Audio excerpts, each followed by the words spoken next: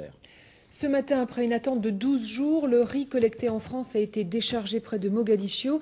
Mais dans ce pays, la solidarité n'existe plus. Il y a les exclus de l'aide humanitaire. Reportage de nos envoyés spéciaux, Valérie Fourniot et Jean-Louis Melin. Sous bonne escorte, du riz et des fèves, protégés de près contre les crève-la-faim et surtout les voyous de toutes sortes, prêts à tuer pour revendre leur butin au prix d'une poignée de shillings somaliens. C'est que dans ce village de Kansardere, l'aide internationale arrive pour la première fois. Et ceux qui se déplacent aujourd'hui sont les plus valides, les survivants d'une famine qui dure depuis 1 an.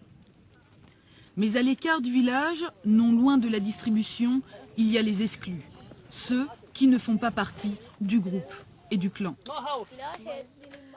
Moi je suis nomade, j'ai 2 enfants, mon mari a été tué et personne ne m'aide. Nous n'avons que de l'herbe à manger.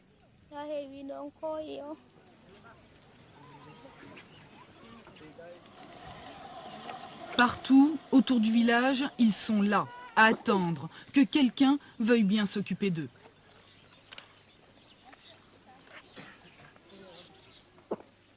Ces gens-là sont des nomades, des déplacés, ils sont un petit peu traités comme des lépreux, comme des gueux, quoi. On les repousse à l'extérieur. Les autres ne les aident pas, quoi. Non, Les villageois pas du tout. Il n'y a aucune solidarité à ce niveau-là.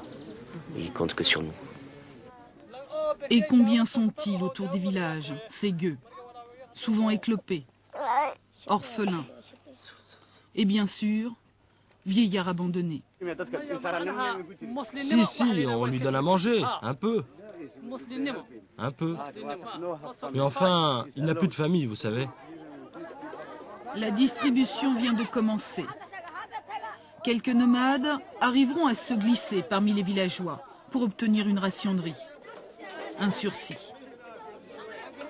Comme dans toutes les guerres et toutes les famines, la solidarité n'existe plus. Et la première mission des acteurs de l'aide internationale est de secourir ceux qui n'ont aucune arme pour se défendre, pour survivre.